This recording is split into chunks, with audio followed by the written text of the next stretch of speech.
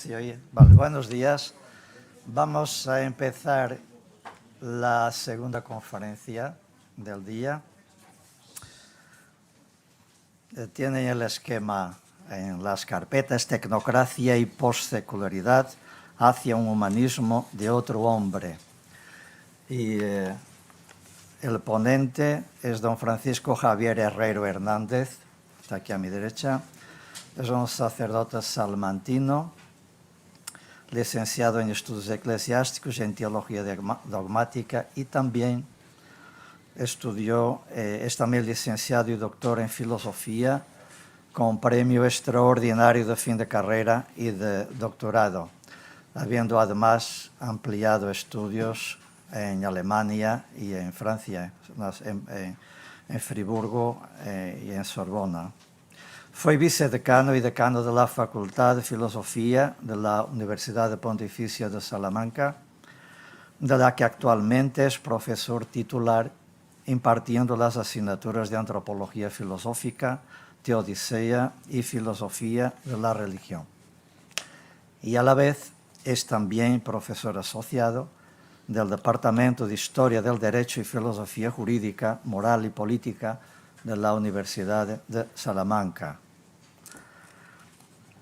Director de la Cátedra Fernando Rielo y miembro del Consejo Editorial de la revista Vida Nueva y de otras revistas del ámbito de la filosofía. Desde el año 2013 fue nombrado experto evaluador de la Agencia de la Santa Sede para la Evaluación y Promoción de las Universidades y Facultades Eclesiásticas. En la actualidad prepara el Manual de Teología Filosófica para la editorial Bach en la colección Sapientia Rerum, de la que es también su director. Tiene varias líneas de investigación, todas relacionadas entre teología y filosofía, diálogo, fe y razón, filosofía de la religión, teodicea, fenomenología, antropología, etc. Va a ser una conferencia, por el esquema que he visto y por lo que acabo de charlar con él, una conferencia bastante densa, que yo creo que alcanza el punto central de planteamiento de este curso. Me parece, es mi opinión. Muchas gracias y tengo la palabra, profesor. Gracias por la presentación. A mí me abruma este tipo de presentaciones. Yo creo que siempre se han hecho más simples. Esta ha sido un poco más extensa, pero en cualquier caso lo que yo soy es un compañero vuestro y me gustaría dialogar.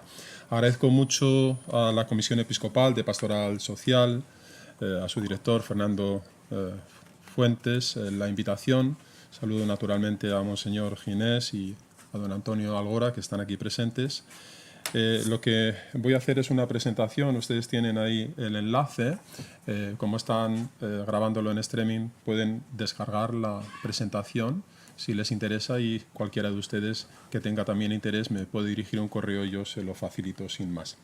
Procuraré no extenderme en el tiempo, entonces yo ya se lo he dicho al moderador que cuando sea exactamente y 20 y 25 me corte y yo voy directamente a las conclusiones, y en la revista pues van a tener oportunidad de seguir la exposición, que como muy bien ya les ha anticipado va a ser densa, así que ustedes prepárense en el asiento para soportar el discurso de un filósofo.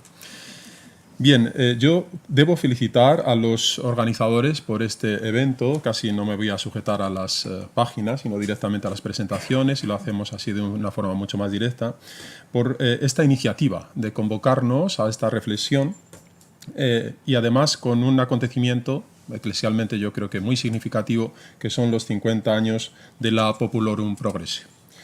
El Papa Pablo VI hace esta exhortación en un momento, yo creo que crucial para la Iglesia. No se puede entender este documento sin la cercanía del Concilio Vaticano II, y por lo tanto los acentos que el Papa pone en este documento, a mi modo de ver, son esenciales para lo que aquí vamos a tratar de decir. Primero, que la dimensión mundial de la cuestión social Él todavía no utiliza la palabra globalización, no se había introducido en el lenguaje, pero aparece la dimensión social de la cuestión social, la necesidad de buscar, de promocionar un desarrollo integral del hombre y de todos los hombres y, por lo tanto, el desarrollo solidario de la humanidad. Dice el Papa que el mundo está enfermo. Es una expresión que se utiliza en este documento y lo que yo voy a proponer ahora es si esta enfermedad o en esta enfermedad de nuestro mundo, la enfermedad es la falta de solidaridad, interviene de alguna forma esto que llamamos la tecnocracia. ¿En qué medida la tecnocracia, este es uno de los objetivos de curso, contribuye o no a la enfermedad de nuestro mundo? Iniciamos con una cita que me parece antológica, se citó ya en las pasadas conferencias a Romano Guardini, en una expresión que condensa, resume, sintetiza lo que va a ser el grueso de mi exposición. Fíjense lo que dice Romano Guardini en torno a los años 50, con una clara intuición de los tiempos que se le avecinaban y para los que, decía él, no tiene todavía reservado ningún nombre. Nosotros le vamos a poner uno, que es el de la possecularidad. Vamos a ver si consigo ganarles para este nombre. Lo que necesitamos, decía el profesor Romano Guardini, no es menos técnica, sino más. Mejor dicho, una técnica más fuerte, más reflexiva, más humana. Más ciencia, pero más espiritual, mejor configurada, más energía económica y política, pero más desarrollada, más madura, más consciente de su responsabilidad. Creo que como inicio nos puede ayudar para enfocar claramente cuál es el objetivo o la tesis que aquí voy a procurar desarrollar. El objetivo que me propongo llevar a cabo lo he sintetizado en estos 3 puntos. La cuestión que voy a plantear es si la tecnocracia, el poder de la tecnología, en nuestra sociedad postsecular, que este es el apellido que yo pongo, es un elemento que contribuye o dificulta el desarrollo integral del hombre del que hablaba Populorum Progressio. ¿Cómo lo haré? Pues desde una racionalidad discursiva de carácter filosófico-cultural. Por lo tanto, yo no voy a hablar como economista, como técnico. No, mi discurso se hace desde esta racionalidad discursiva, desde la filosofía, buscando las raíces, los digamos, elementos sin cuyos significado no se podría entender ni el tronco ni las ramas, ¿no? Intentar sacar, por lo tanto, a la luz esas raíces, esas ideas de naturaleza antropológica. Ustedes en la exposición anterior, en las preguntas que hacían, incidían fundamentalmente en el déficit que los mercados tienen justamente de estas raíces antropológicas, metafísicas, éticas. A esas son las que voy a referir. El esquema de la exposición es muy simple y ustedes lo tienen en mano. Fundamentalmente son 3 puntos. Después de esta introducción, la tecnocracia versus humanismo. Aquí voy a plantear fundamentalmente si la tecnocracia está en rivalidad con eso que llamamos la cultura humanista o la tecnocracia puede coadyuvar de alguna forma los elementos principales que hemos llamado como cultura humanista. El segundo tema, el segundo punto es la possecularidad versus tecnocracia. Possecularidad va a ser el epígrafe que vamos a poner al momento que nos ha tocado vivir. Nosotros ya no somos modernos, la modernidad está a nuestras espaldas, pero el tiempo que se nos avecina, en esa profecía que hacía Romano Guardini, todavía no sabemos darle un nombre. Habermas es un filósofo que voy a citar aquí hasta la saciedad, es uno de los proponentes de esta palabra, la possecularidad. Tiene que ver mucho con la religión y a esto es a lo que nos vamos a referir. Bien, entonces la pregunta es, en este tiempo de la possecularidad, que sigue siendo secular, pero que no tiene, digamos, ese matiz contrario a la religión, ¿cómo se concibe respecto a la tecnología? Ese es fundamentalmente el grueso de ese segundo punto.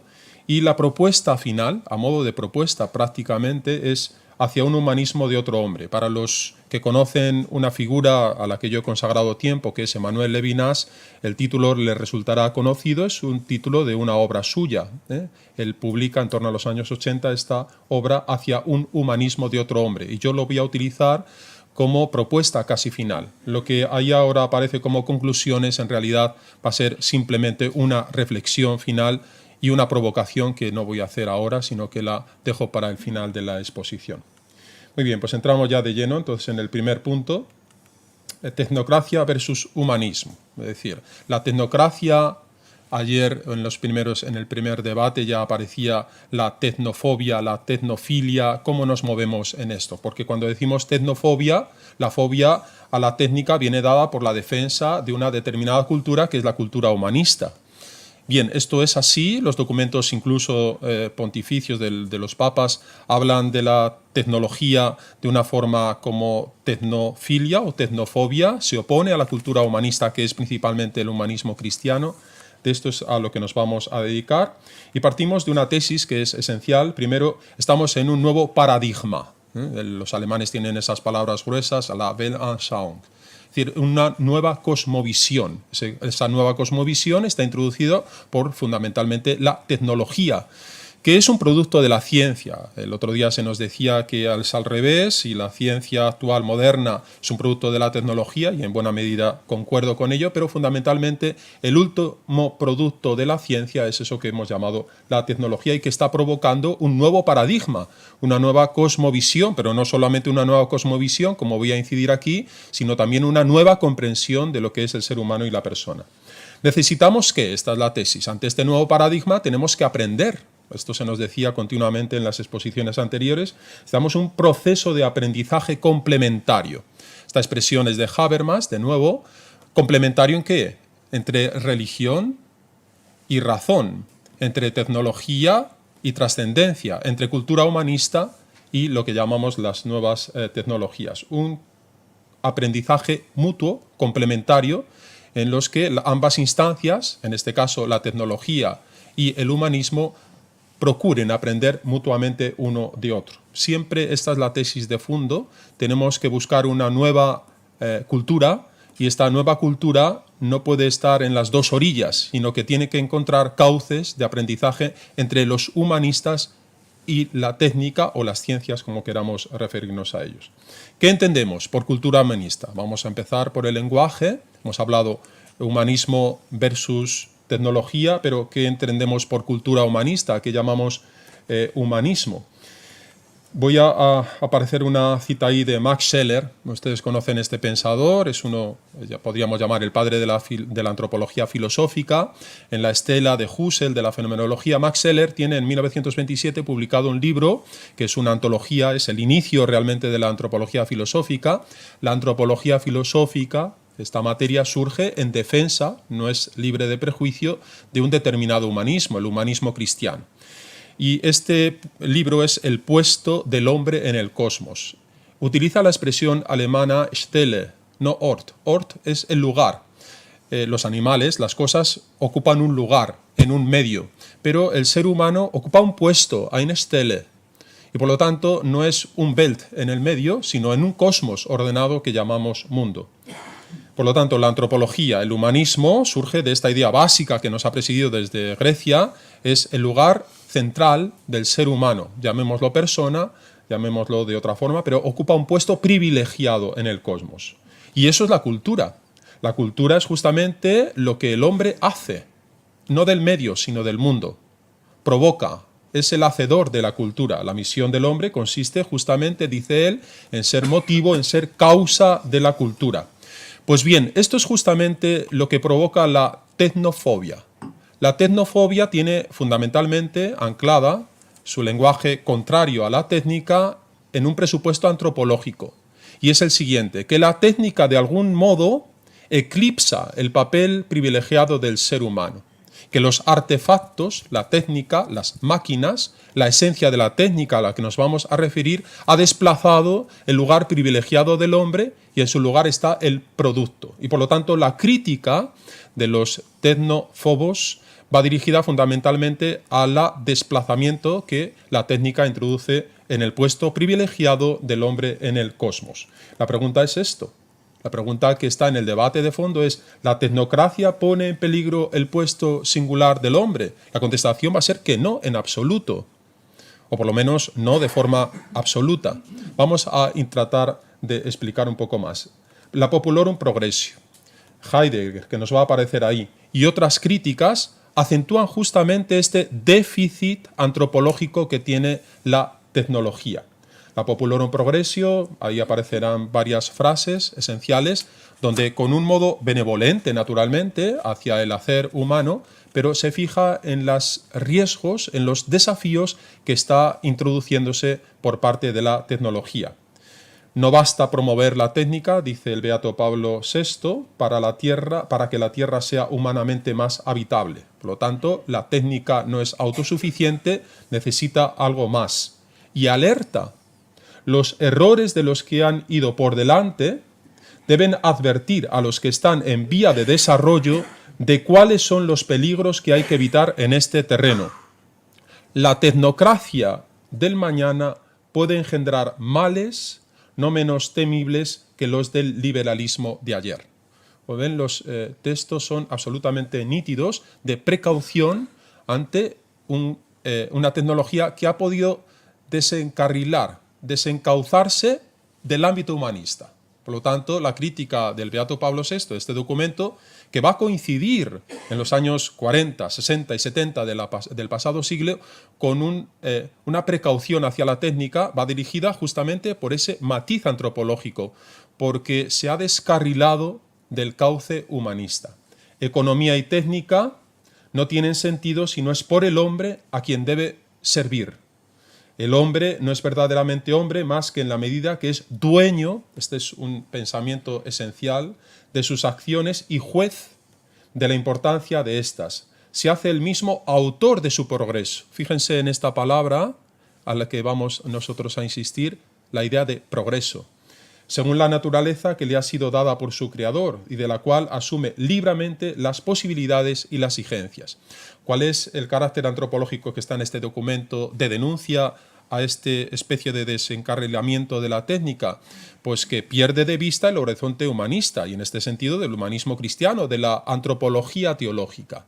El hombre creado a imagen de Dios ha sido puesto en sus manos para que siga la obra de sus manos, la obra del Creador, y por lo tanto es un proyecto que de alguna forma complementa la obra del Creador, en libertad y en responsabilidad. Bueno, Heidegger, antes que Populorum Progressio, ya había advertido.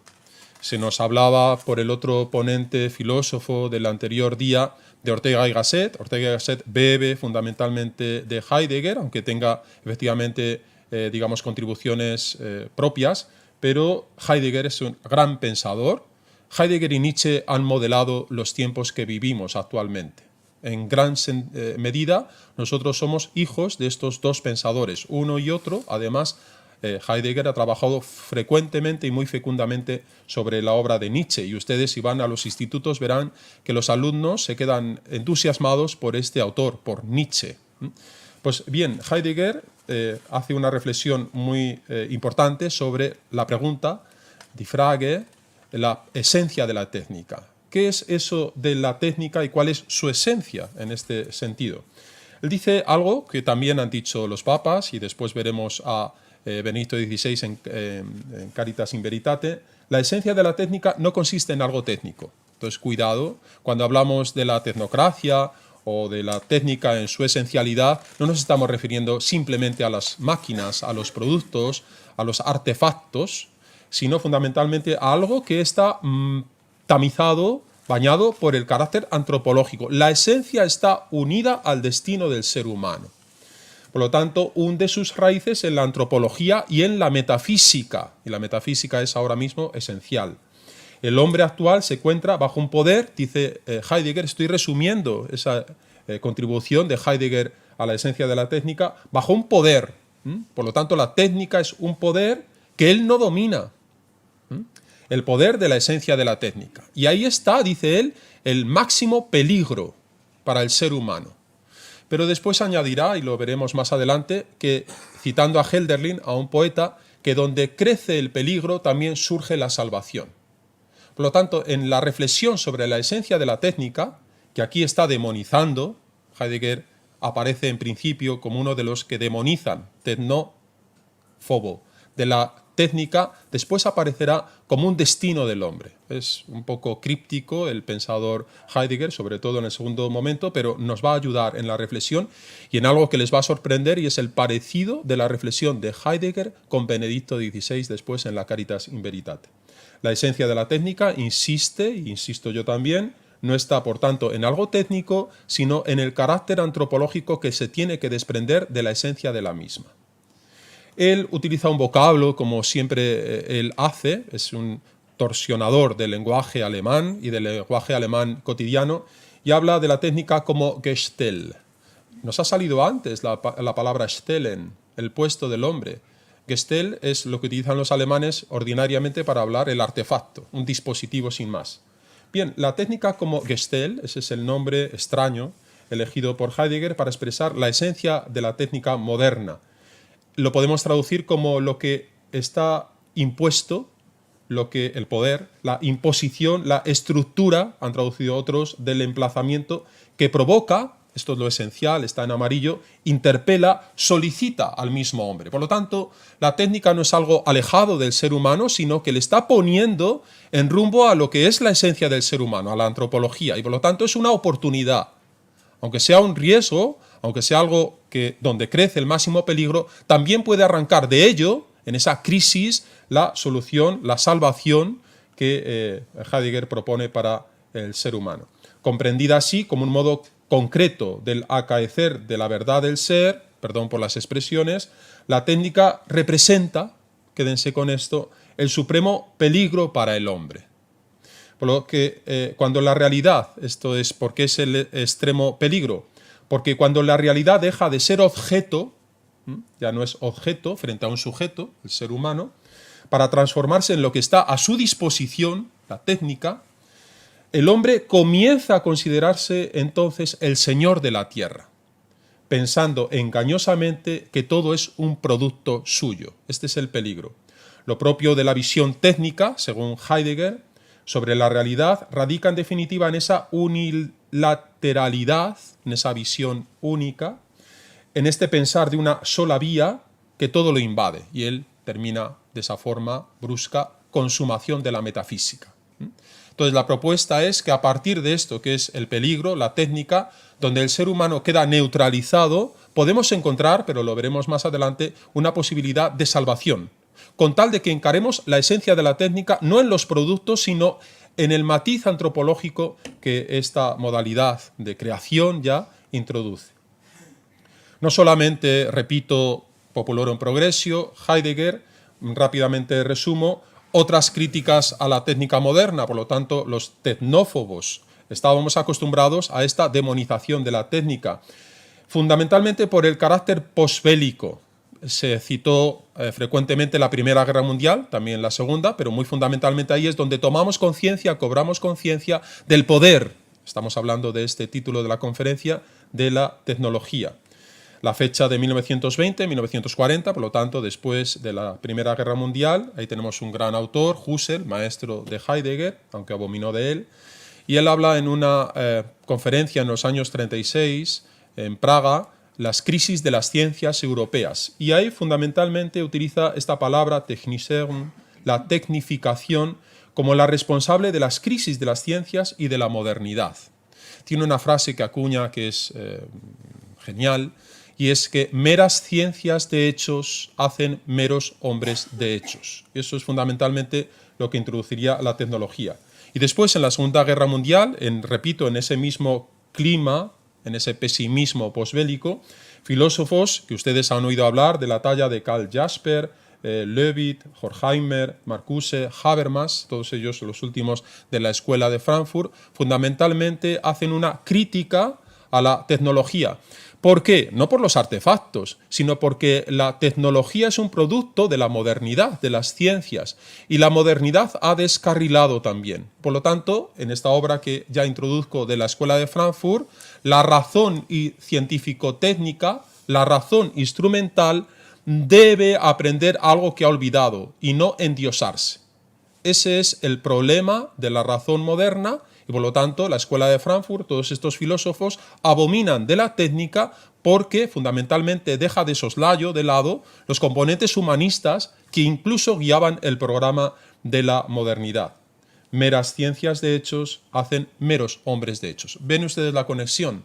La conexión no es la técnica, los desafíos, los adelantos, sino en qué medida está puesta en cuestión la cuestión fundamental de la cultura humanista, que es el hombre. ¿Qué hombre está desafiado? ¿Cuál es la provocación que la técnica dirige a este ser humano que llamamos persona en el lenguaje cristiano? Tenemos otros autores, sin más voy a citar uno que me parece la pena y que incluso el otro ponente decía que era necesario introducir en la escuela. Hans Jonas, en 1970, tiene ese Tractatus Technologico Ethicus, y aparece la palabra ética unida a la tecnología, porque este es el desafío. El desafío no es la ciencia, no es la técnica, sino fundamentalmente el desafío ético y muy fundamentalmente el desafío antropológico. Hans Jonas utiliza la palabra fundamentalmente de la responsabilidad, la amenaza apocalíptica. Ustedes piensen, ya no es el clima post-belicista de la Segunda Guerra Mundial, es la crisis en torno a la ecología, la amenaza apocalíptica de la nueva tecnología para el futuro de la humanidad y del medio ambiente. Eso es fundamentalmente la reflexión de este autor, e introduce esa teoría de la responsabilidad para responder éticamente a la técnica moderna. La tentación más peligrosa, sin embargo, dice este autor, se localiza en el proyecto marxista. ¿Por qué? Porque tiene una fe en el progreso de carácter utópica y el progreso además técnico, y por lo tanto en este idealismo utópico del marxismo, que enmascara fundamentalmente, como decíamos antes, la crítica al déficit de humanismo. Más allá de la crítica de Hans Jonas, fundamentalmente lo que está detrás, a mi modo de ver, es el fracaso de un vector que era esencial y sin el cual no se entiende la modernidad, que es la idea de progreso. Al menos una idea de progreso. La civilización occidental, lo que nosotros llamamos la cultura occidental, no se puede entender sin esa concepción dominante desde el 1750 de que la historia ha de interpretarse como un paulatino, necesario ascenso, progreso de la humanidad hacia un fin o una finalidad. Pues bien, autores como Rousseau, Tocqueville, Bucar, Schopenhauer, Nietzsche, Kierkegaard, Weber, Spengler, incluso Ortega y Gasset, Hans Jonas, hemos visto todos estos ejemplos, abandonan esa confianza ilustrada en el progreso. Repito, quédense con esta idea, hay una forma de progreso, que es la que ha entendido la modernidad, como un vector ascendente, sin límites, en cuanto que la humanidad va a ir ascendiendo, progresando, y la técnica puede coadyuvar, puede ayudar a este ascenso.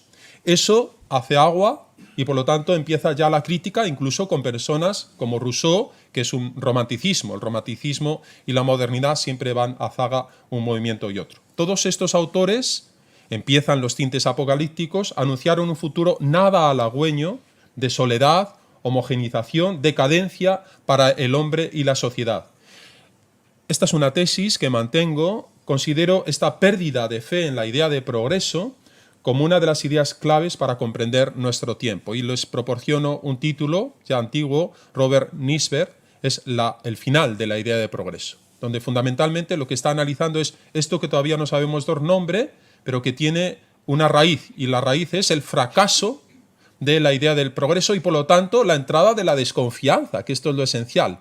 Puede desembocarnos en una desconfianza absoluta y llamamos la posmodernidad, que es la desconfianza absoluta en la razón. Y nos quedamos simplemente con el vivir cotidiano de cada día sin más. Pero puede enfrentarse esa desconfianza, esa razón, a ese endeusamiento de la modernidad, encauzando la razón. Y eso es el proyecto de la possecularidad de Habermas, complementando con discursos que él había dejado atrás, el discurso religioso. Y por lo tanto fomentando un mutuo aprendizaje entre naturalismo, civilización científico-técnica y religión. Eso es la propuesta que les vamos a introducir muy brevemente. Una técnica, por lo tanto, más humanista. Ahí aparecerán los dos modos de entender lo que hemos llamado el proceso de la secularización, que es fundamentalmente el núcleo de la modernidad, la secularización.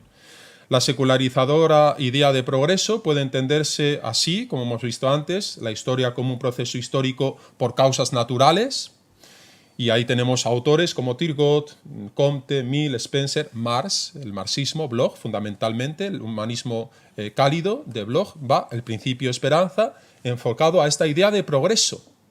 Un progreso podemos llamar secularizador y por lo tanto sin trascendencia. Eso es un vector, pero también, para no ocultarlo, hay otra idea de progreso providencialista, es decir, que cuentan con la idea de trascendencia, es decir, sin excluir la fe en Dios, abogando por lo tanto por una técnica más humanista. Y ahí tienen autores que a algunos les sonará clásicos ya: Lessing, Herder, Kant, desde luego Hegel, Teilhard de Chardin, Gerson, Guardini, de Sauer, que el otro día nos introducían también. Todos estos autores que todavía afianzan la idea de progreso, pero no con un carácter secularizador, sino fundamentalmente a tono, fundamentalmente al lado, codo a codo, con lo que hemos llamado la providencia o la idea de Dios. Por lo tanto, no et si Deus non daretur, sino como si Dios existiera, no como si Dios no existiera. ¿Qué es lo que necesitamos? Como conclusión ya de este apartado, creo, desde mi humilde opinión, que necesitamos todos hacer un giro hacia la técnica. Y en este sentido, no soy de los que me posicionan contrario a la técnica, ni mucho menos. No soy un tecnófobo. Y creo que en el momento filosófico-cultural en el que nos vivimos, nadie se declara ya tecnófobo. Hay que hacer un giro a la técnica y ahí aparece la escuela de Frankfurt que antes hemos hablado: Adorno, Marcuse, Habermas, Horkheimer. Habermas es de la segunda generación. Todos estos autores que vienen de la modernidad, la escuela de Frankfurt, no se asusten con tantos autores, lo resumo brevemente. Todos estos autores que vienen de la modernidad se dan cuenta también que la modernidad ha fracasado. Ese es el fracaso de la idea de progreso. ¿Por qué ha fracasado? Porque esto que nos quería hacer la modernidad, que era liberarnos, sapere aude, terminaba Kant en ¿qué es ilustración? Atrévete a saber, el conocimiento humano como fuente justamente de ese ascenso de la humanidad, ha fracasado porque ha convertido a la razón en diosa, algo que no quería la modernidad, que era deshacerse de los mitos, desencantar el mundo, en la expresión de Max Weber. Sin embargo, ha caído ella misma en el mismo discurso, en la misma trampa. Y eso es la dialéctica de la Ilustración, uno de los libros fundamentales de esta escuela. La dialéctica de la Ilustración es que la modernidad, lo que llamamos modernidad, que traería un momento de una humanidad, el alba de una humanidad sin mitos, sin dioses, ha convertido a la propia razón en una diosa. De ahí el fracaso. Y por lo tanto, se necesita corregir. No necesitamos un pensamiento débil, sino un pensamiento más fuerte. No se consigue el déficit de razón con menos razón, sino con más razón, con una razón más ampliada. Y esa es la propuesta. La razón instrumental, cuando llamamos razón instrumental, es la razón científico-técnica, no es la única racionalidad. Me parece que es una idea básica del discurso de la Escuela de Frankfurt. No podemos tampoco, ante la crítica de la razón de la modernidad, caer en la posmodernidad. La posmodernidad es un pensamiento débil, que abomina de discursos fuertes, de lo que es la metafísica, que se conforma con los microrrelatos y por lo tanto que da lugar justamente a ese eclecticismo y a ese relativismo. Esos son frutos propiamente de la posmodernidad. Estos autores no se proponen como posmodernos, Bátimo, Lyotard, etc. No, proponen un discurso fuerte y a los déficits de la razón, luego volveremos otra vez a la técnica, deben ser corregidos con más razón, con más pensamiento, no un pensamiento débil, sino un pensamiento fuerte. Y ahí se introduce algo que me parece que es esencial, que son las preocupaciones por las dimensiones éticas de la técnica. Por lo tanto, el giro hacia la técnica, como propuesta que aparece en el esquema que yo les he dado, es una propuesta que estos autores ya se han dado. Tenemos que buscar una ilustración tecnológica. Hablaremos de ello inmediatamente, no demonizando la ciencia, y volveremos otra vez a recaer en el discurso del Papa Benedicto XVI en la Caritas y Veritate. El giro a la técnica va de lado, va de la mano, con una necesidad de ilustración tecnológica. Superar nuestra crítica a la técnica valorando su enorme potencial de progreso. Por lo tanto, la técnica encierra un potencial de progreso que no podemos dar la espalda. Implica, por lo tanto, que antes de atacarla tendremos que preocuparnos por conocer sus avances mucho mejor. Previamente deberíamos haber eliminado ya, me parece que esto es esencial, de nuestras conciencias ese temor exagerado, apocalíptico, ante unos riesgos tecnológicos que objetivamente hoy han disminuido, si no reducido. El control que la técnica ejerce sobre sus productos, sobre sus avances, es exhaustivo. Por lo tanto, tendríamos que eliminar ese miedo a lo tecnológico.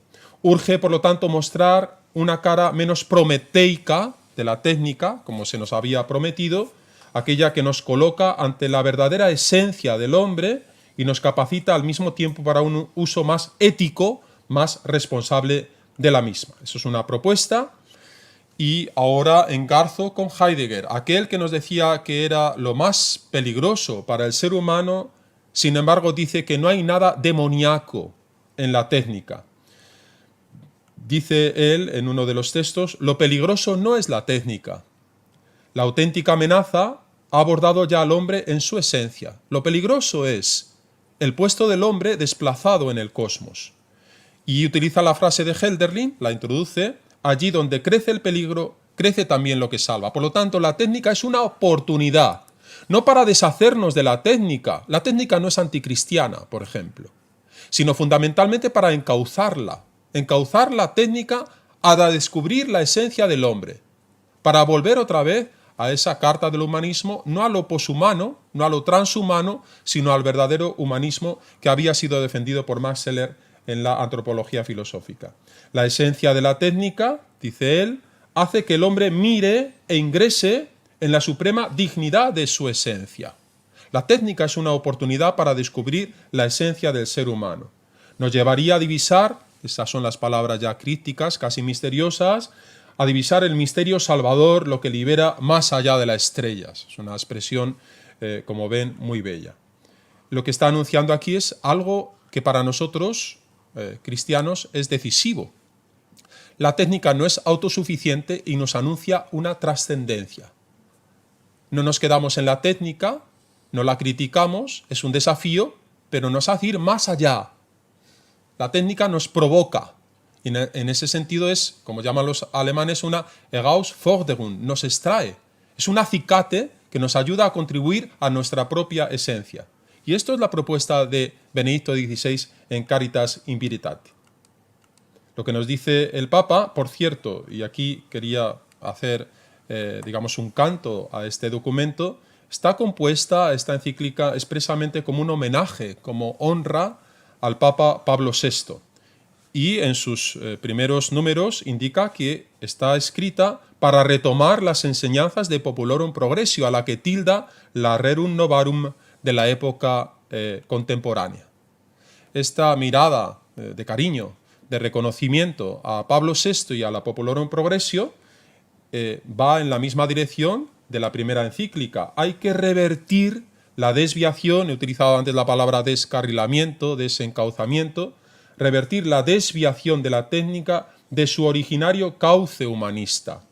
La técnica nunca se reduce a mera técnica, lo había dicho Heidegger también, recuerdan, manifiesta un polo mucho más subjetivo e íntimo al hombre que elabora el trabajo, que es esencial, pero no el trabajo como producto de mercado, que antes se nos decía, sino el trabajo como dignidad del ser humano, como colaborador de la obra del Creador. Y en ese sentido siempre los documentos magisteriales van en esta dignificación del trabajo, pero la dignificación no del trabajo como producto mercantil, no, o en función mercantil, sino fundamentalmente por la dignidad del ser humano. Por lo tanto, el tema es, me parece a mí que condensa, es humanismo y trascendencia. ¿Cuáles son las ideas esenciales? Que humanismo y trascendencia son esas dos coordenadas que se proponen en los textos magisteriales para la técnica. La reflexión realizada por los mejores filósofos coincide también con los textos de la doctrina social de la Iglesia. Las dos coordenadas, repito, para encauzar, para revertir a la técnica son humanismo, ser humano, y trascendencia, Dios, Dios y hombre. Una filosofía o una teología de la técnica deberán prestar atención a esas contribuciones que el progreso tecnológico, giro a la tecnología, ha aportado al proceso. Fíjense esta frase, no les quiero abrumar, ya sé que es un diálogo denso, pero les pido que sigan prestando atención. al desencantamiento del mundo, Entzauberung der Welt. Esta expresión es de Max Weber. Max Weber dice que la modernidad, fundamentalmente, lo que trataba, el programa de eso que llamamos la modernidad, la ilustración, si quieren, es desencantar el mundo. Desencantar el mundo significa, previamente, o contar con ello, que el mundo está encantado. Es decir, que está encantado ¿por quién? Por los dioses.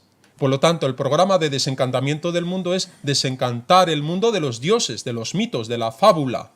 Para eso es el progreso humano. El progreso humano tenía esa, al menos en uno de esos vectores, el desencantamiento del mundo. Otra cosa es que nos satisfaga o no la fórmula. Pero lo que estamos diciendo es que la técnica, y ahora les voy a abrumar con una idea que me parece que es esencial y me quedaría casi con ella, y es que la técnica y la religión van de la mano. Ambas instancias, técnica y religión, consiguen justamente este producto, desencantar el mundo. La religión fundamentalmente monoteísta, la judeocristiana. Y voy a citar inmediatamente al autor antes propuesto, a Levinas. Entramos ya entonces en este segundo punto, possecularidad versus tecnocracia. Los otros puntos serán mucho más breves. ¿Cuál es la idea fundamental o la tesis que mantengo en este apartado?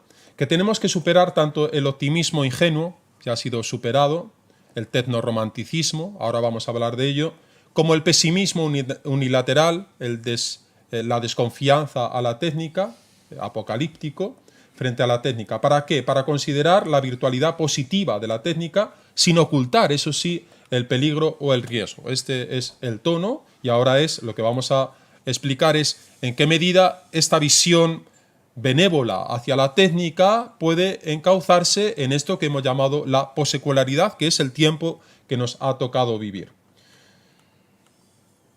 Técnica y secularización es el aviso que ya hacíamos antes.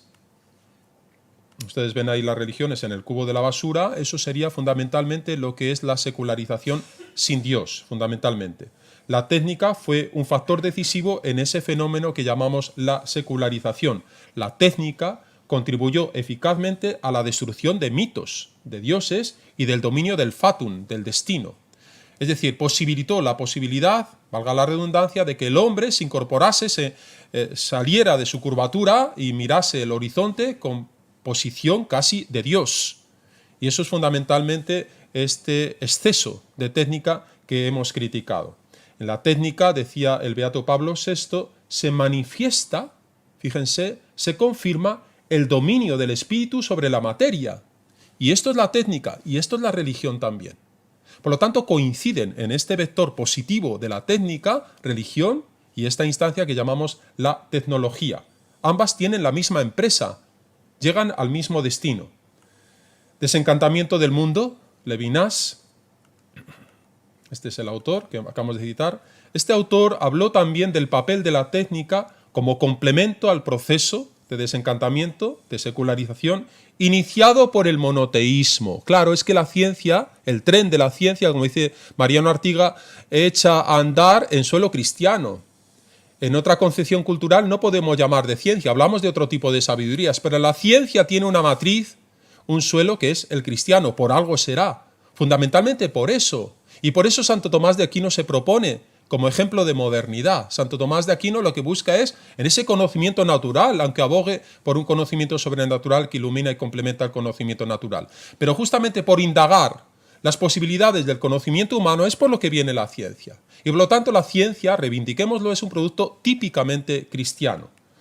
Él hablará, lógicamente, como judío del judaísmo, pero nosotros podemos llevar el agua a nuestro terreno y hablar del judeocristianismo.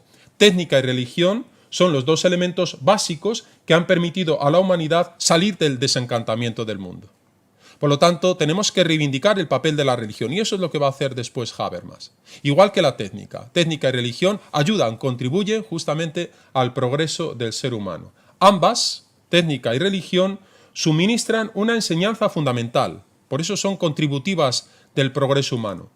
Esta es la enseñanza, dice Levinas, que todos aquellos dioses, piensen los dioses de la naturaleza, los dioses del paganismo, pertenecen al mundo, son realidades mundanas, inmanentes, y que por consiguiente son cosas, y que al ser cosas no son gran cosa, son poca cosa.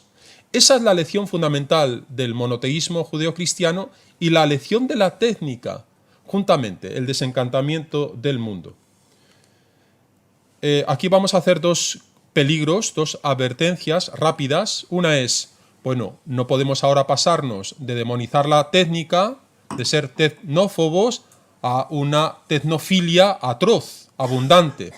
La crítica al tecnoromanticismo, que es lo que más abunda. Y la otra crítica es a una recaída en la naturaleza, es decir, volvamos la espalda a la técnica y volvamos a un periodo prepagano. Esos son los dos riesgos actuales que la cultura de nuestro tiempo desarrolla frente a la técnica. Una palabra muy breve sobre cada uno de ellos como advertencia.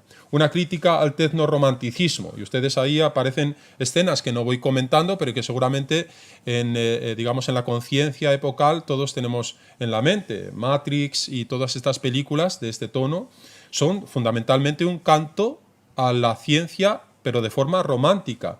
¿Qué es el tecnoromanticismo? Pues esa consideración positiva del esfuerzo casi religioso, podríamos hablar, y ya hay autores, Nolte, que hablan justamente del poder religioso de la técnica.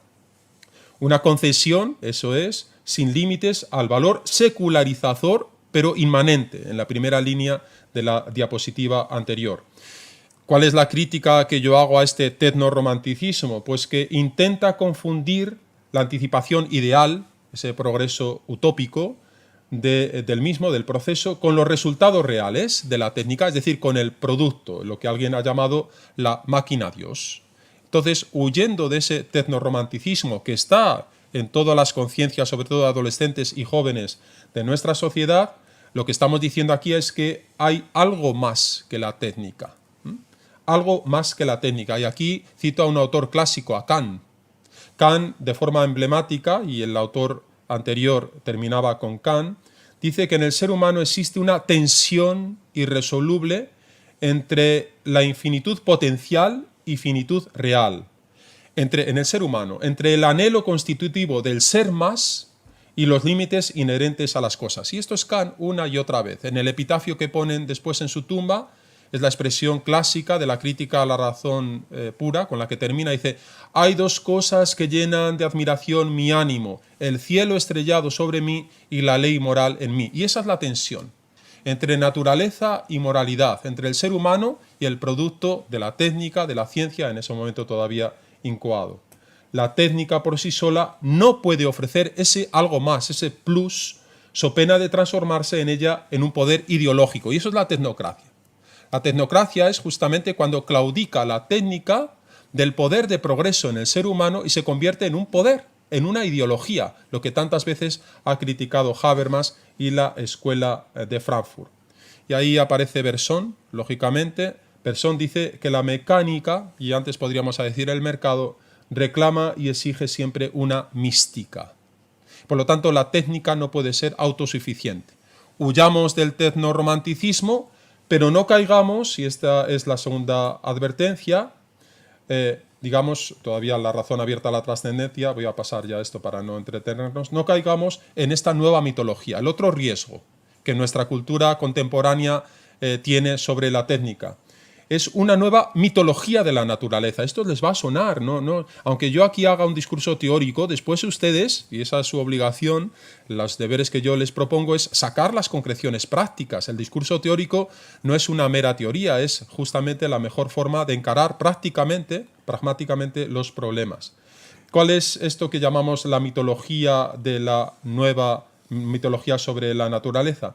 Pues el peligro de una lucha contra el cambio tecnológico. El cambio tecnológico nos supera, está fuera de nuestras manos, no está sometido al control, está descontrolado, va a, digamos, a eclipsar lo que es la esencia del ser humano. Pues volvamos a periodos previos, volvamos al prepaganismo, fundamentalmente al periodo pretecnológico, volvamos a los dioses.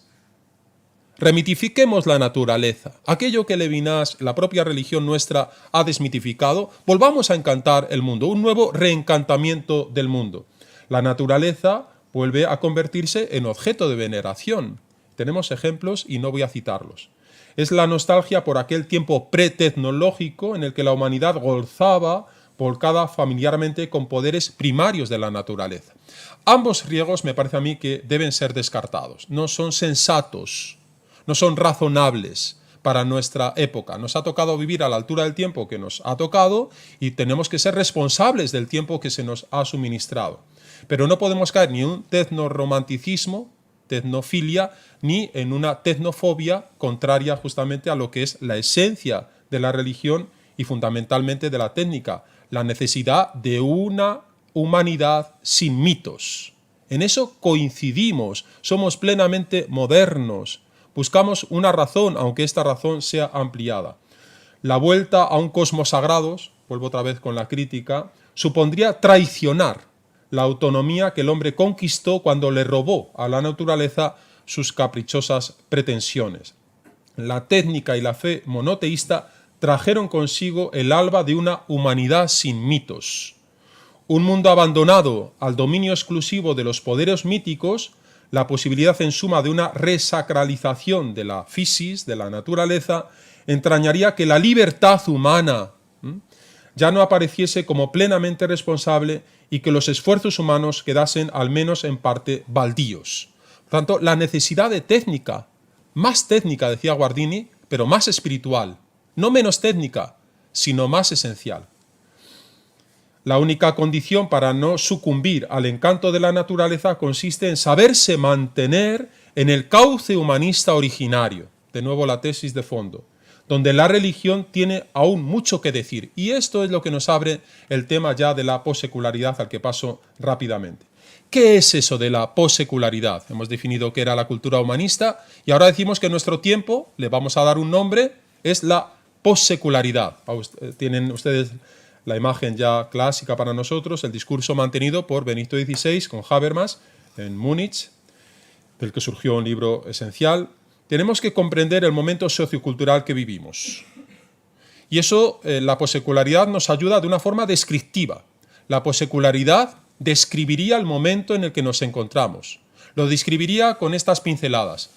Somos seculares, somos modernos, pero no tenemos ya la intención de descartar la religión. Por lo tanto, la possecularidad sigue siendo secularizadora, pero teniendo en cuenta el discurso religioso como un potencial.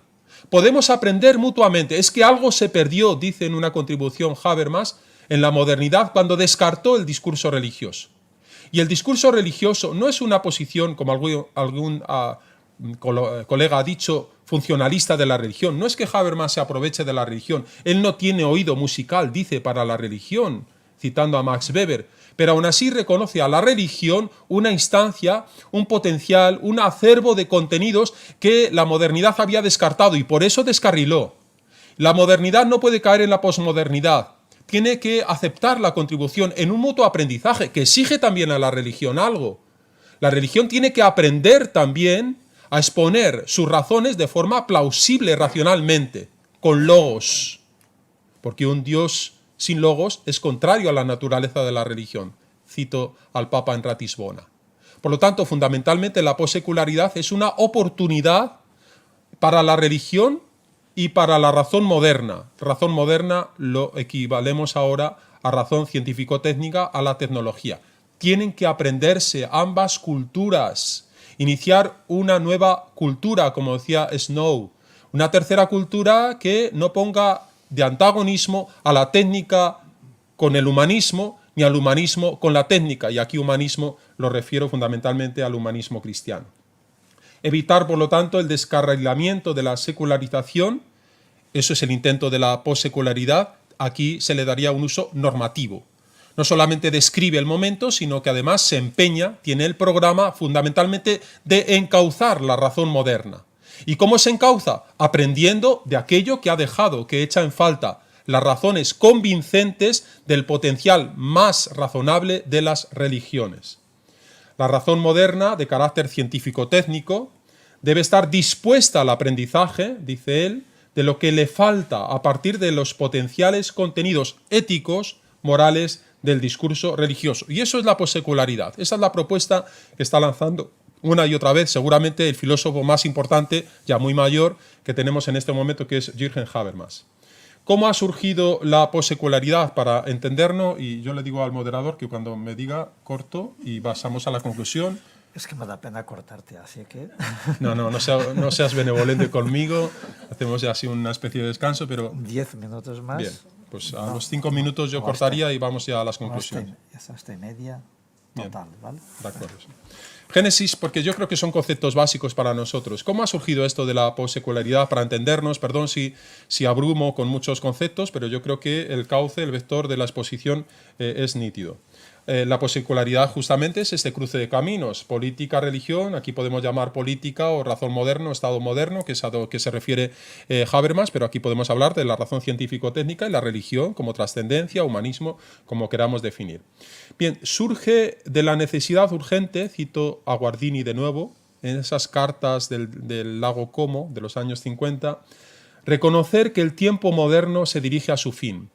Ya no somos modernos. Antes decíamos que éramos modernos, pero la modernidad está a nuestro dorso, a nuestra espalda, reconozcámoslo.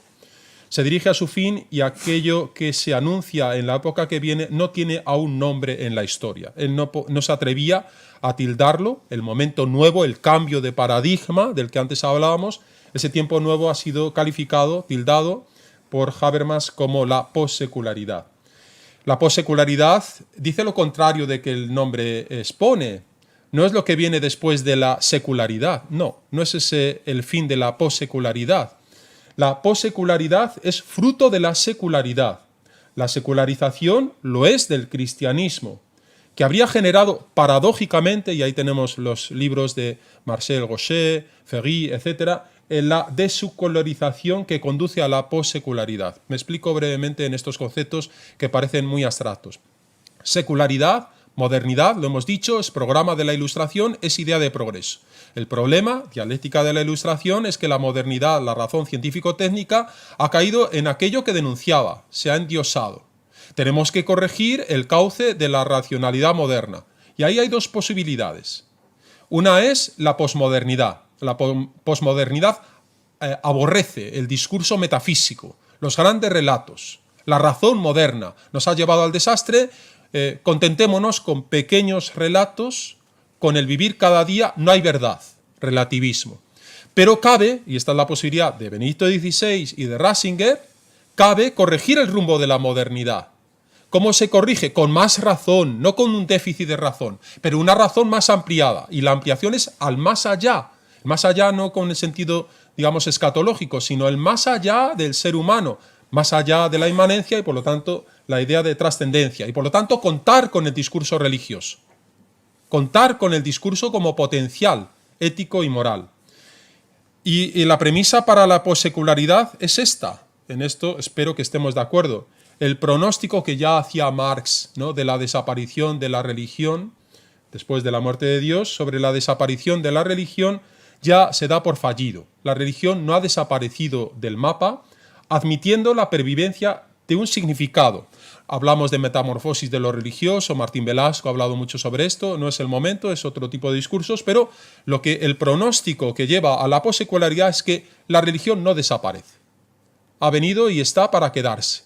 Y por lo tanto tenemos que dialogar con ella, tenemos que aprender mutuamente. La religión también tiene que aprender, pero la razón moderna, la técnica, también tiene que estar dispuesta a ser enseñada por eso que ella había perdido y que había dejado casi como una antiguaya.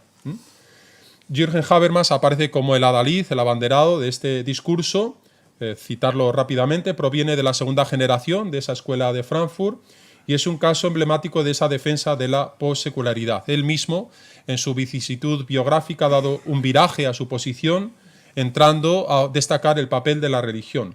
Fundamentalmente los atentados de las Torres Gemelas, ustedes saben un discurso famoso que él dio cuando se le concedió el premio del gremio de libreros en Frankfurt, lo tituló con un opúsculo de Hegel, Fe y Saber. Fe, religión, saber, razón, técnica. Entre naturalismo y religión es una de las últimas obras de este autor. Y ahí dice que el 11S tensó una cuerda del discurso moderno.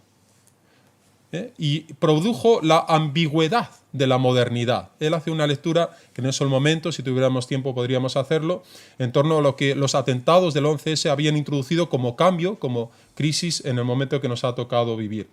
La defensa que hace es de una sociedad postsecular en el que es necesario, ya he insistido en esto, un mutuo aprendizaje entre Estado y religión. Voy rápidamente, hablaríamos de lo que es técnica y religión, de nuevo otra vez, incidir en las cosas que hemos estado exponiendo, y hay autores, por ejemplo Prigogine, Whitehead, Mariano Artigas, que establecen justamente la conexión entre religión y técnica. Si les parece, descarto este tipo de diapositivas, lo van a poder leer, la relación que tiene la técnica con la religión, con la creación, la necesidad de humanizar la técnica. Voy a ir rápidamente, ya directamente, para ir más rápido, directamente a esta propuesta y en 2 minutos la sintetizo. La tarea de humanizar la técnica, que es como terminaba el discurso anterior y es la possecularidad, debe convocar muy especialmente a la ciencia, a la filosofía, a la teología, al cerebro, pero también al alma del hombre. Bersón, la técnica requiere una mística.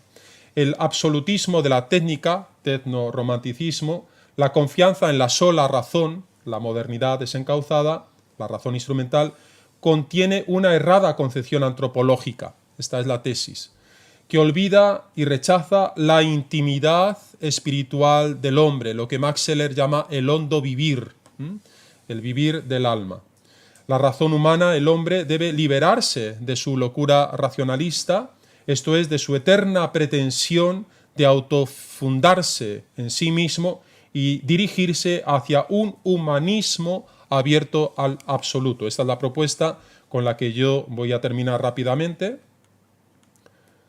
La ideología de la tecnocracia consiste en el verdadero desarrollo, consiste en hacer. No logra esta concepción captar plenamente el quehacer humano del hombre, la noción de persona. Esto es lo que está en juego, la crisis en la noción de persona. No voy a abrumarles más, ahí tendríamos que hablar, por ejemplo, de un autor, de Peter Singer, que es un bestseller ahora mismo, que habla de desacralizar la vida humana. Fundamentalmente lo que este sujeto y otros autores, Dawkins o Harris, proponen es que ese privilegio del hombre en el cosmos con el que habíamos iniciado nuestro discurso está desfasado y además obedece a una consigna de tipo religioso. Y está desfasado porque hace del ser humano, de la especie del ser humano, el centro del cosmos. Cuando él dice, y es el proyecto Gran Simio, que fue defendido en el Parlamento español por un diputado socialista, que hay primates que tienen incluso esa posibilidad. ¿Por qué viene este discurso? Porque la biotecnología introduce en nuestro campo uno de los factores más de riesgo. El riesgo es la manipulación de la herencia genética. Y Hans Jonas dice del derecho a una herencia abierta, como derecho principal, derecho ético que el ser humano tiene a una herencia no manipulada genéticamente. Y Habermas y Hans Jonas van de la mano. Eso sería un desarrollo muy largo, me permiten que ya no lo haga porque sería muy largo y termino sin más, si les parece, con la lectura rápida de las conclusiones como una reflexión final.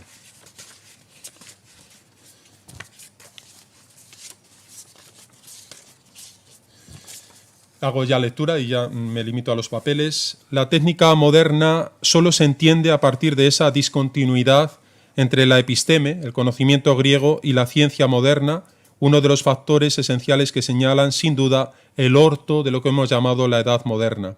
Es entonces, en la Edad Moderna, cuando se introduce el cambio de paradigma en el modelo de conocimiento que culminó con la llamada revolución científica y en la generalización del llamado paradigma newtoniano. Da inicio a la época, como nos ha dicho Heidegger, en la que el mundo pasó de ser a ser conquistado, concebido como imagen, y el hombre comprendido como un sujeto que representa, posee y produce. Investigar hechos, fijarlos con precisión como objetos particulares a través del método experimental, guiarse por los propios resultados como camino y medio del método progresivo, son algunos rasgos que definen esta nueva ciencia de los fenómenos. Hombres de hechos hacen meras ciencias de hecho. Y esta es precisamente la paradoja de nuestro tiempo, que las ciencias y las tecnologías poseen verdades, sí, pero ellas mismas no viven poseídas por la verdad. La positivización y el pragmatismo de los que se conciben estas disciplinas hacen que busquen sobre todo los productos, los resultados, desarraigándose en cambio de la vida intelectual en la que fueron inicialmente gestadas. Es cierto que no hay actividades humanas, lo decía antes, mejor y más controladas que las ciencias y las técnicas modernas. La educación, la investigación, la aplicación y la evaluación científico-técnica están sometidas tanto a rigurosos controles internos de verificación como a exhaustivas e iteradas comprobaciones externas que garantizan enormemente su objetividad. Pero hoy más que nunca existen ámbitos, a esos a los que me refería y he dejado de soslayo, que escapan a estos por ello mismo insuficientes mecanismos de control y regulación. Y así sucede, por ejemplo, en algunas de las aplicaciones biotécnicas más recientes, donde una regulación deficiente está poniendo en riesgo incluso la propia autocomprensión de la vida y de la especie humana como persona. Es evidente que las tecnociencias actuales están transformando no solo nuestro mundo y la visión que hasta hace poco teníamos de él, sino que su incidencia a día de hoy conlleva una modificación sustancial de las sociedades, sociedad de la información y el conocimiento, y de las propias personas, tecnociencias cognitivas, neurociencias, tecnologías del marketing, software financiero, etc. Hasta el punto esto es así, que ya hemos comenzado a hablar de tecnosociedades y de tecnopersonas. La novedad de esta nueva tecnocracia radica en que su poder no se ejercerá solo sobre la naturaleza, sino que despliega su dominio sobre las personas, llegando incluso a expandirse más allá del control de los estados. Las tecnopolíticas son un claro ejemplo de lo que estoy tratando de decir. Este nuevo poder, concentrado a escala global, se desarrolla a través del sistema de las tecnologías de la información y de la comunicación, incluidas las TICs militares, y supone un auténtico dominio y control de la persona. En mi opinión, la técnica no puede prescindir de la conciencia. Necesitamos una ciencia y una técnica con conciencia, como hace tiempo propuso ya Edgar Morin o el mismo Mario Bunge. Debemos ir hacia una concepción enriquecida y transformada de la ciencia y de la técnica que sean capaces de establecer una comunicación fluida entre objeto y sujeto, entre naturaleza y hombre, entre hechos y valores. Considero necesario, y termino, poner fin a la escisión del saber en esas dos culturas antagónicas de las que nos hablaba el antropólogo y novelista Snow en los años 60. Y eliminar definitivamente toda resistencia a la interdisciplinariedad. Hoy más que nunca creo que tendríamos que empezar a fomentar ya en serio una educación científico-técnica de los humanistas y una educación humanista de los científicos. Es la única vía para un advenimiento de esa tercera cultura sin monopolizaciones que todos anhelamos. Lo dijo el beato Pablo VI, para alcanzar el desarrollo hace falta pensadores de reflexión profunda que busquen un humanismo nuevo, el cual permita al hombre moderno hallarse a sí mismo. Creo, y esta es la provocación que les anticipaba, que ninguna figura podría representar mejor esta idea que la que encarna el monje cada día, cada mediodía, cuando finalizada la labor de la mañana, se reúne en oración junto al resto de su comunidad para elevar sus ojos más allá y su canto de alabanza más allá de la tierra y las criaturas hasta su eterno Creador. La liturgia de las horas, la de tercia, pone entonces en sus gargantas un himno precioso de Manuel Pérez Gil, cuyo inicio y final no me resisto a reproducir. Tu poder multiplica la eficacia del hombre y crece cada día entre sus manos la obra de tus manos. Pusiste una herramienta en nuestras manos y nos dijiste: es tiempo de crear. Escucha a mediodía el rumor del trabajo con que el hombre se afana en tu heredad. Muchas gracias.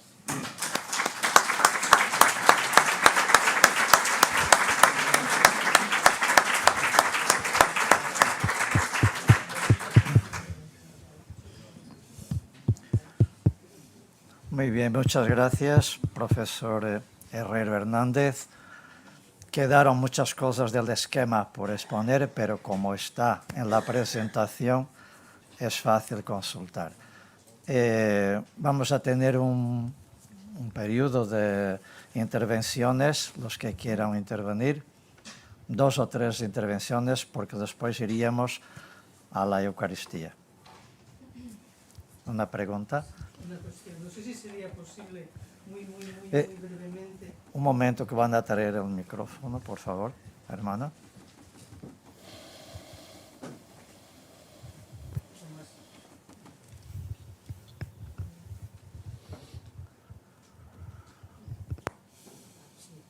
Si sería posible, aunque fuera muy brevemente.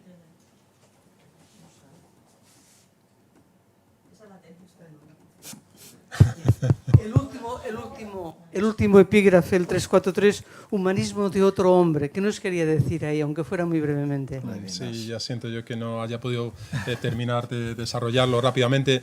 Decía que humanismo del otro hombre es fundamentalmente la propuesta de Levinas.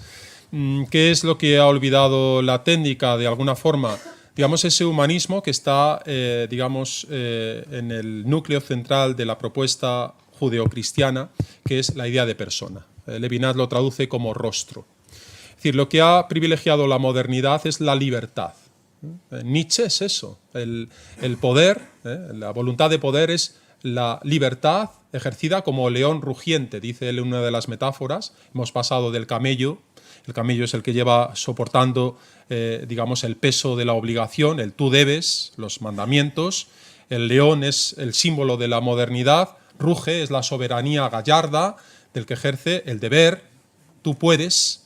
Y vendría un último momento que él propone como la infancia, el niño, pero fundamentalmente la modernidad, Nietzsche, como emblema del tiempo que nos ha tocado vivir, es la libertad. Somos sujetos, y eso es muy difícil de eliminar de nuestra conciencia, de libertades. Y lo que dice Levinas y la propuesta cristiana en el fondo es que antes que la libertad está la obligación. Y la obligación, una obligación moral con el otro. La propuesta de Levinas se resume es que en una frase que es tremenda, que nos provoca en el discurso ético habitual, que es que somos rehenes del otro. Eso en un discurso moderno es absolutamente alérgico, porque somos sujeto de derechos, de libertades. Y lo que nos dice libertad es que antes de nuestra libertad incluso tenemos una deuda contraída con el otro. Eso para un carácter misionero del Evangelio, el rostro de los pobres, de los que claman, la figura de la viuda, del huérfano que en la Biblia encarnan. Ahora tenemos otras imágenes de los excluidos, de las periferias. Eso está revelándonos un rostro que nos reclama y somos rehenes, tenemos la obligación de sustituirnos moralmente en ellos. Por lo tanto, es un discurso muy fuerte de la ética, pero de la fundamentación ética, no la ética como el deber hacer, las reglas de comportamiento, sino lo metafísico de la ética, y eso es fundamentalmente una llamada a la creación, a Dios. Es decir, el mandato de eres guardián de tu hermano. Eso es lo primero en el discurso ético, y por lo tanto somos responsables. Porque lo otro es un discurso interesado, dice él, nos mueve dentro del ser, toda la filosofía. Levinas, fundamentalmente en esta propuesta de humanismo de otro hombre, es un humanismo de otro hombre que el moderno. El moderno se había erigido con esa propuesta de ser el centro del universo. Soy medida de todas las cosas. Y ahora lo que dice, no, tú no eres el principio de subjetividad, no está radicado en ti mismo, sino que tu definición de lo que tú eres viene por el otro. Tú eres rehén del otro, estás contrayendo una deuda con el otro, tienes una obligación moral con el otro. El otro, sus ojos, su rostro te miran y te están mirando con una interpelación al hacer. Fundamentalmente, como ven, es un discurso de soslayo a la modernidad, es absolutamente contrario. Es decir, la crítica de Levinas es, que no comparto, comparto en gran medida, pero no en esta especie, digamos, de reacción frente a todo lo que ha sido la civilización occidental para volver a poner otra vez el monoteísmo, el judaísmo, que es lo que está detrás del pensamiento filosófico de Levinas, aunque él pretende hablar como filósofo, pero es la reivindicación de ese instante de la creación, ese instante de la creación donde Dios hizo, y lo hizo sabiendo que lo hacía bien, y vio Dios que todo era bueno. Eso marca el inicio de una nueva concepción que la filosofía ha olvidado. Y la tarea de la filosofía es volver otra vez a reconocer este discurso que es previo a la filosofía. Es decir, no es griego, no es intelectual, es práctico y es ético y es moral, donde introduce fundamentalmente la ética judeocristiana, que está justamente en la entrega solidaria hasta el sacrificio y la sustitución, que es el capítulo central de ese gran libro, de otro modo que ser o más allá de la esencia, la sustitución por el otro. No soy sujeto de derechos, sino que antes que mis derechos y mis libertades está mi obligación moral con el otro. Cambiaría todo el discurso moral, absolutamente, con esta concepción, que es la nuestra, aunque llevada, digamos, a la radicalidad de sus propuestas. Efectivamente. Hay una palabra al Sí, fondo. ¿qué opina de las nuevas biopolíticas y bioideologías que están ahora implantándose, por ejemplo, en el tema del ecologismo? Biopolíticas, bioideologías, es un término que se usa en algunos ámbitos. Entraría dentro, en alguna medida, y perdón si a lo mejor es un poco diletante lo que digo, pero entraría un poco a la crítica que yo he hecho sobre no los tecnorromanticismos, sino el gran riesgo de la recaída mitológica en la naturaleza. Es decir, podemos tener una concepción de la ecología que da la espalda al avance, al progreso y a la razón y recae en un nuevo paganismo. Es decir, la religión cristiana, fundamentalmente lo que hizo es posicionarse, una y otra vez insiste Benedicto XVI en su discurso y los grandes filósofos, el cristianismo triunfó, su universalidad viene dada justamente de posicionarse con el discurso filosófico, es decir, dejar las religiones tradicionales de los dioses hechos, como decía San Agustín, para buscar la luz natural de la razón, es decir, la teología filosófica, la propuesta filosófica griega. Y por eso triunfó en un primer momento y se alió el cristianismo con estos pensadores que desmitificaban el pensamiento mítico de las creencias primitivas de las religiones, y eso es la religión natural de los primeros filósofos griegos. Y el cristianismo se posicionó al lado. Si ahora se nos invita a que volvamos otra vez a recaer en los viejos mitos de la naturaleza, pues sería desde luego un error contrario a la religión. Última pregunta, por favor. Bueno, sí, ¿se oye? Sí. Muchas gracias, Javier, por la conferencia. Sí que quería hacerte alguna matización a modo de sugerencia, aunque yo creo que estoy de acuerdo con lo fundamental que has dicho, ¿no? Insistes mucho en la técnica. Yo haría una distinción muy clara entre técnica y tecnología. Utilizaría más el concepto de tecnociencia, porque el ser humano cuando nace, nacemos, al tiempo que reflexionamos hacemos cosas, o sea, el hombre nace como técnico, y por tanto, bueno, ahí hay algo que mantener, ¿no? Entonces es la tecnología en cuanto ideologización de una cierta, del hecho científico, ¿no? Pues, y del hecho técnico. Pues entonces, bueno, por ahí habría un camino que hacer, yo creo, o alguna matización, ¿no?, a la conferencia. En segundo lugar, yo insistiría mucho más en ese estrechamiento de la razón y en que es un poco la causante de todo lo que ha ocurrido en la tardomodernidad, ¿no? Esa razón unidimensional que se ha convertido pues, realmente en la protagonista de nuestra cultura, y por tanto... Bueno, pero ya lo has dicho de alguna manera. Sí. Sobre el término possecular y possecularidad, aunque está muy acuñado y está muy bien sostenido por el pensamiento de Habermas y por las diversas generaciones de la escuela de Frankfurt, empieza a escucharse otro concepto, que, bueno, hay muchos, ¿no? Pero hay uno que a mí me está cuestionando, pero yo no sé si está en esta línea tecnorromántica. Quería preguntarte simplemente, y ahí va la cuestión, ¿no? Se habla de cosmodernidad, cosmodernidad, en un intento de que sea la naturaleza humana donde se da ese diálogo que tú propones, pero yo creo que detrás, yo no estoy seguro si no hay una vuelta otra vez a este tecnorromanticismo que tú denunciabas al final de la conferencia, Y en ese sentido estaría un poco en línea con lo que te preguntaba el compañero de más atrás. Gracias. Gracias, José Luis. La primera cuestión muy pertinente, yo ya había introducido estas correcciones, lo que pasa es que no me ha dado tiempo a desbrozarlas fundamentalmente tenemos que ser muy rigurosos con el lenguaje, efectivamente. Entonces, lo tengo corregido en toda mi exposición. La palabra tecnología, que es la que yo he propuesto una y otra vez, está en ese sentido como equivalente al peligro de la ideologización de la técnica, porque efectivamente la tecne, desde los griegos, es parte de lo que es la esencia del ser humano. Entonces, técnica en el sentido de tecnología, y por lo tanto en la explicación está corregido, pero seguramente en mi exposición oral mantengo otra vez esa ambigüedad y es muy pertinente que se haga. Es decir, la técnica, en el modo que estamos aquí criticando, se refiere a la tecnología y por lo tanto a una técnica ideologizada, como un poder, etc.